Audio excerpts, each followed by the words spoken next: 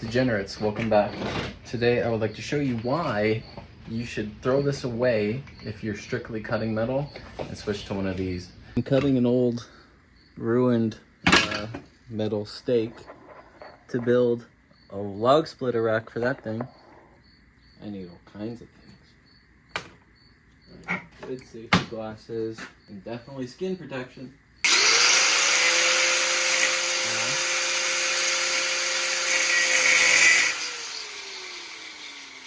I already hate it. Now let's see how easy it is with this. Should probably plug it in.